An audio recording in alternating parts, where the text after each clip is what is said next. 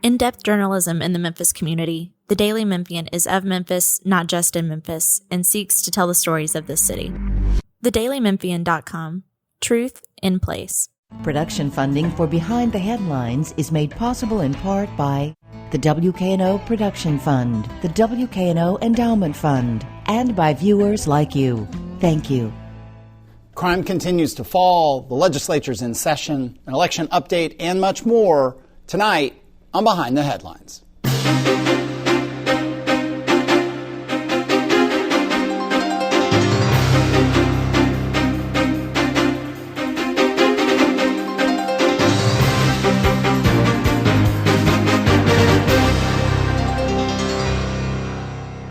I'm Eric Barnes with the Daily Memphian. Thanks for joining us.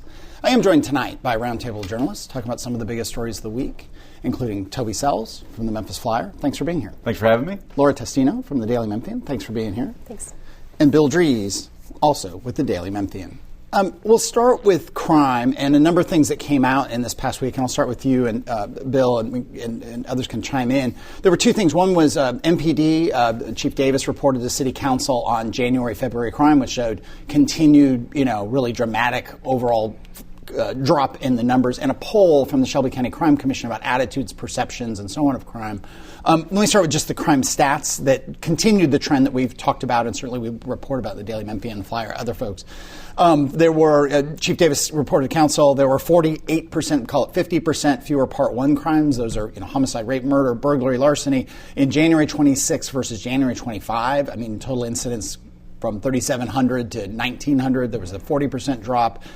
In February, from 25 to 26, motor vehicle thefts were down 68% year-to-date compared to the same number last year. And these continue the same numbers that we've seen from the Crime Commission, which does quarterly numbers on a broader set.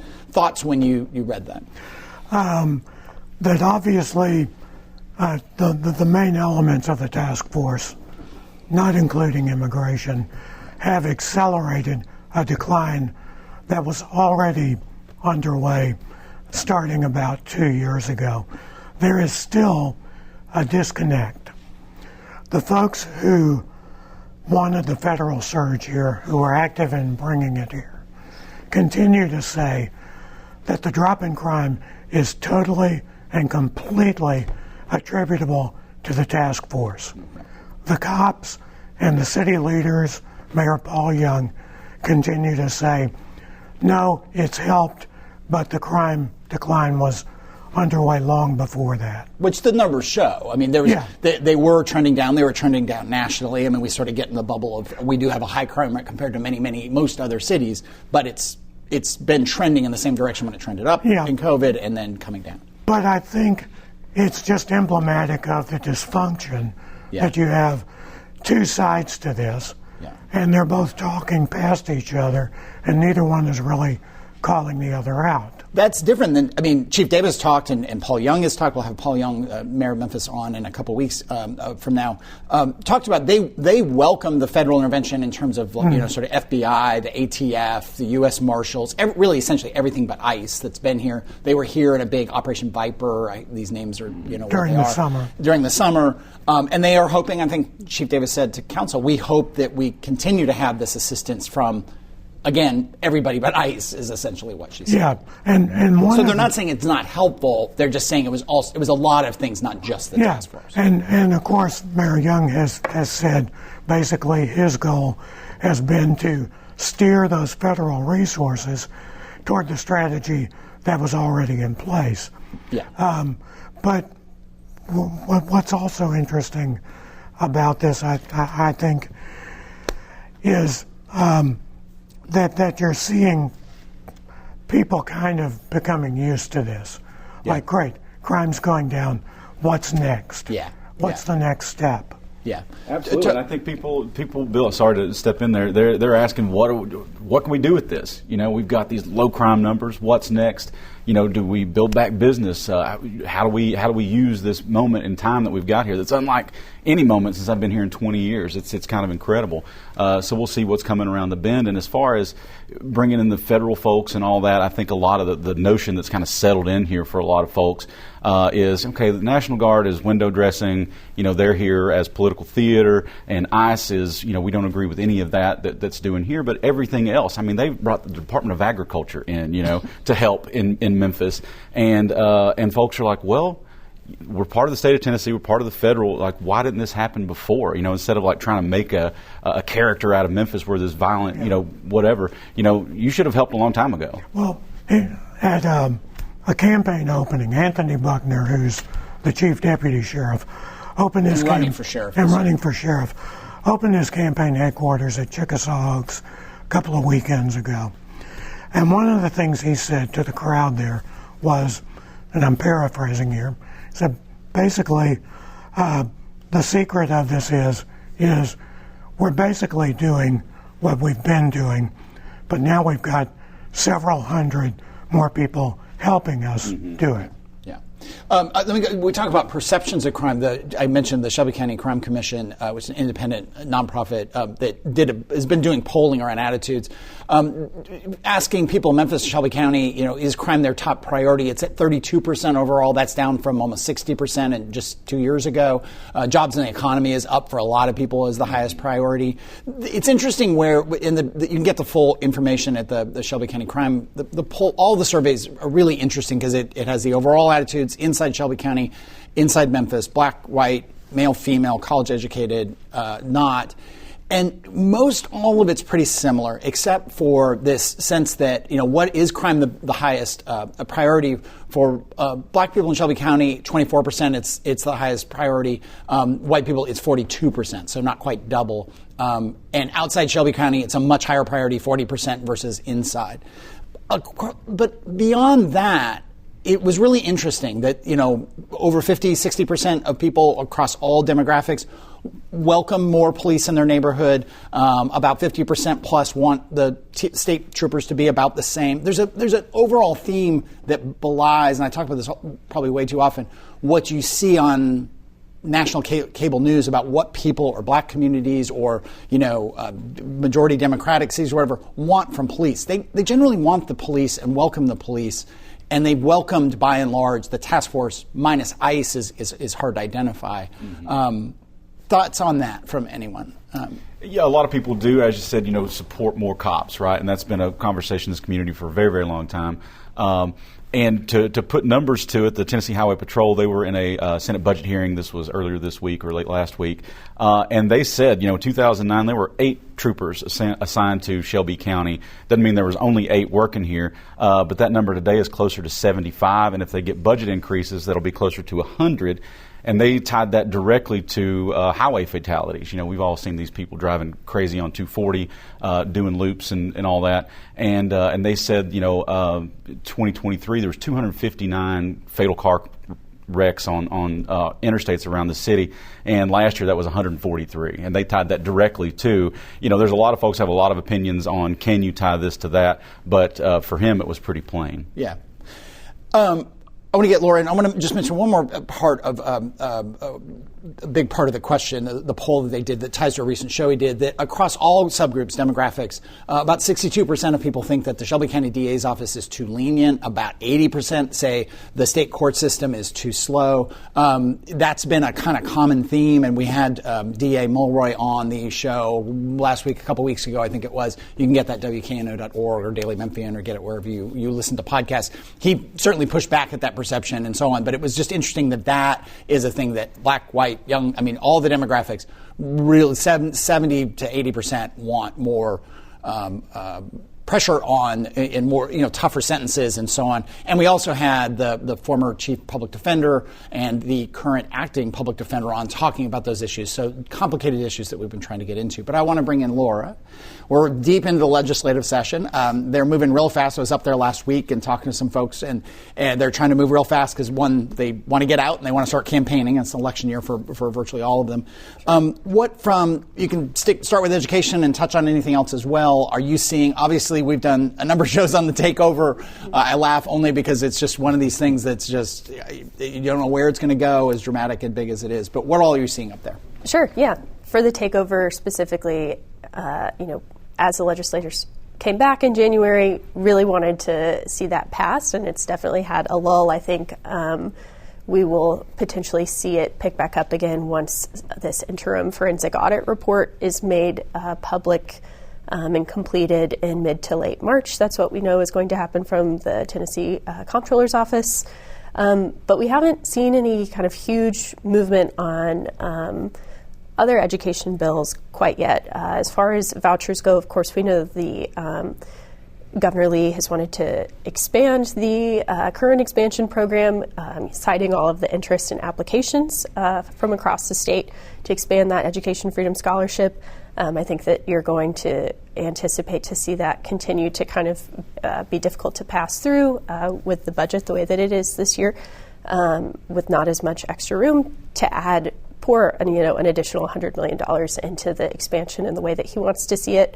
We haven't seen as much motion either from an idea that House Speaker Cameron Sexton proposed also earlier this year that would have expanded the pilot program, which is already existing in Shelby County, Davidson County, and Hamilton County. Pilot program for vouchers. For vouchers, yes. Yeah. That one has more stringent eligibility requirements related to lower family income than the newer expansion universal voucher program. Some things that have seen some movement. Yesterday there were some big committee votes on immigration bills related to students and education. The school districts don't track whether students are documented or not, and this bill would suggest that they should have to. It's been revived from last year. What was removed in the House version that passed was a requirement that would require undocumented students to pay tuition. But we're starting to see another kind of situation from last year where this version is divulging from the Senate version of the bill. So unclear if it will pass, but would be quite costly for the bill to take effect. Yeah. On the audit, you and I have done a number of shows I talked about. We recently had 2 school board members. I think that was last week. You can get that episode online. And they are pushed back on this potential takeover and the likelihood that they will immediately, if it does pass, there'll be lawsuits. And so it's just real murky what's going on. We'll talk about elections of school board members here in a minute. The audit also, this forensic audit, we had Brent Taylor, the state senator, who's been pushing for the takeover and pushed for the audit, and Mark White, the state House member, who's also been, in the lead on this maybe a month ago, talking about, it's certainly Brent Taylor talking about just, you won't believe how terrible all these horrible things, but we still don't know what's in that audit. I mean, it seems clear there's going to be some messy financial record keeping and some, outdated systems, but it's not at all clear that there's some sort of fraud, abuse, people, taking trips and stealing money. None of that's real clear.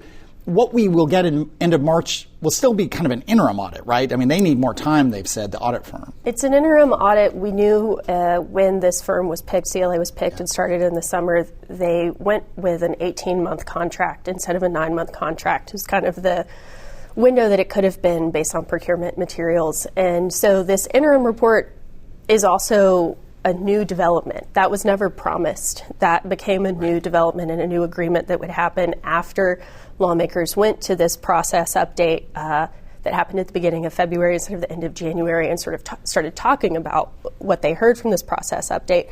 When interim, now Superintendent Roderick Richmond spoke to the Daily Memphian and others about their response to that report, they didn't know that it was going to happen. But they also talked a lot about the systems that they have, how some of them, are the same ones that they've had in place since the merger, and that, acknowledging that they wanted to update some of these systems. One more thing. I was talking to somebody who this takeover idea would be a 9-member. The general idea is basically a 9-member Shelby County folks represented or appointed by the governor, the head of the House, the head of the Senate, right. But they have to be in Shelby County. Mm-hmm. And it was a person who has been talked to as a potential person on this board who has the kind of background of lifelong expertise. Whether or not you agree with this person's philosophies around education, highly qualified, has worked in public education for decades.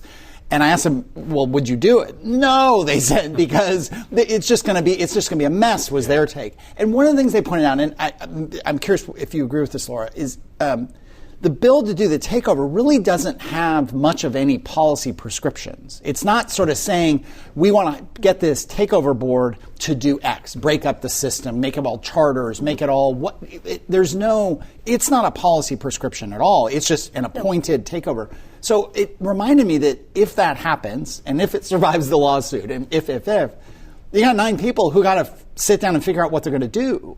They, on day one, I mean, are they just going to start sort of firing people and moving parts and pieces around? We don't know.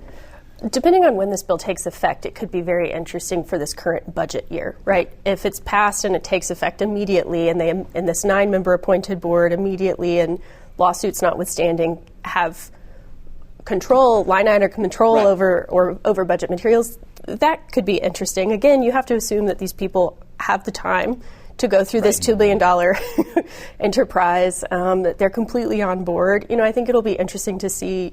I think that local business community has a lot of interest in the school district performing really well. Sure. Whether or not they, put up some of their financial folks to volunteer for these appointed seats could be fascinating. But again, in Texas, which is where this is modeled after, the superintendent there, Mike Miles, and then Mike Morath, who was the state commissioner of education there, that's how, their relationship, I think, is kind of really important to the way that the Houston takeover has worked. Yeah. And neither of the pieces of legislation that passed last year allowed for the board to hire a fire superintendent. Yeah. Rep. White and Senator Taylor said that they want that now, but it will be interesting to sort of see what that relationship might look like. I'm putting on the spot, Bill. I mean, it reminds me hauntingly 13, 14 years ago, 15 years ago when we started the show, and it was the point at which there was going to be the merger of the Shelby County school system and the suburban school district and the demerger. And there was it wasn't as powerful as this board, but there was a big board that was appointed to kind of, what does merger look like? 23 members. 23 members. How long did they, again, just putting it on the spot, how long did they deliberate and then start coming forward with recommendations? I remember it was a pretty long process of deliberation and discussion. It was, and it was so big, the board was, that it actually broke into factions. Yeah. You had Shelby County Schools board members, you had Memphis City School board members. Then you had the ones who were going to be the new board of the merged school system for that one school year. And they really struggled because you had 2 boards that each wanted to go different directions, and you had the folks caught in the middle. And I guess the thinking here is, well, you've got a Republican supermajority at the legislature. They're going to work closely with Shelby County power brokers, civic leaders, et cetera, and they're going to appoint a more unified group. But that isn't always the case. No, well, and you there's have no guarantee this of that. situation the same with crime, right, where you have what's actually going on and you have the perception of all of it. And I think that that's going to be a big thing, in part because this bill doesn't prescribe what improvements have to take place, right? And the way that the state tests are scored, there's only so much improvement, I think, that you could anticipate being able to happen mathematically if you're using those as the barometer. But we will do many more shows on this, and Laura, others will be writing about it, reporting on it as we go through the legislature and as if this gets passed and implemented. But the legislature is in session, has got a lot of other things on its plate. Toby, you want to run through some with what we have here, 9 minutes and show some of the other items you all have been watching. You bet. A big one that's kind of a sleeper one is there's a bill about hunting, right? And that would allow kind of state rules to overturn local rules on this. And so in the city limits of Memphis, you can't discharge a firearm of any kind. That's city rules on that. You can't shoot an airsoft gun. You can't shoot a BB gun. Please don't come to my backyard. This new rule is framed as a hunting rule, and so it stems from there was a court case in Sweetwater, Tennessee, where 6 duck hunters they were on private land, but they were inside the city limits. They were shooting ducks, and they got fined for all of that. So. State lawmakers, some of them want to make really clear that we have state rules on hunting, which allows you to do it wherever you want. We have to be like 100 yards from a building. There's some other things like that. But the sponsor of the Senate bill, Adam Lowe, said specifically, he said, we don't want city councils or county commissions determining how the Second Amendment is applied in the state of Tennessee. And so what that would effectively do, if that overruled the city laws on that was you could hunt inside Memphis and Shelby County.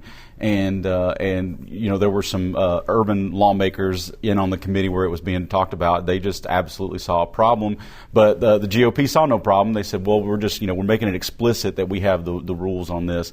So I think anybody that's ever lived in the city can see how this could be. Yeah, I mean, it's pretty consistent. Even this recent poll, the Crime Commission poll, of people concerned about crime, 50% say that within crime, their number one concern is gun violence. Yeah. Polls consistently show Memphis, Shelby County want common sense, however you define that, common sense gun, they want to take everybody's guns away, but they want some kind of restrictions on guns. So, again, this is one of those strange ones where there's a legislature that seems disconnected. Probably, and I imagine the numbers in the city of Nashville are the same, and sure. Probably in Chattanooga, maybe Knoxville. The other, where should we go here? Maybe we do election update because we're getting close on that. You want to do a rundown of where we are with various, we've got the county mayor races, we've got the sheriff race we talked about, we've got all, the assessor trustee, I don't know how much of that you want to get into, and then a whole lot of state legislatures that are up. The May primary ballot is set. And in the process, by the way, 8 people got booted from the ballot by the party primary boards. 5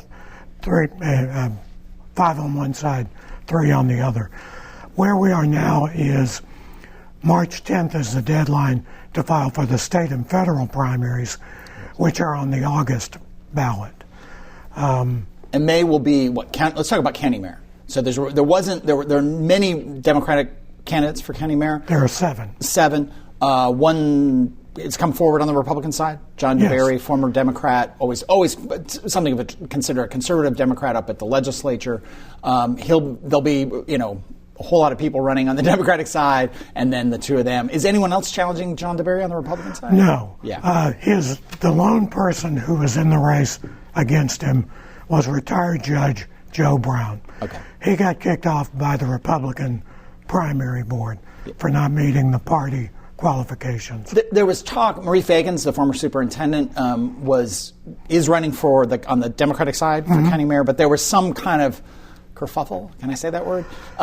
Is that still a word? Apparently it is, because I said it about whether she would qualify as a Democrat. That is, she did, or they did not boot her off. Yeah. There were some local Democrats who were talking about their concerns about it.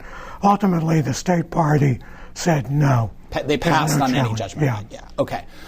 In sheriff, and is anyone running against Anthony Buckner? Sorry, yes. His name wrong. I believe he has 4 to 5 other people in the Democratic primary.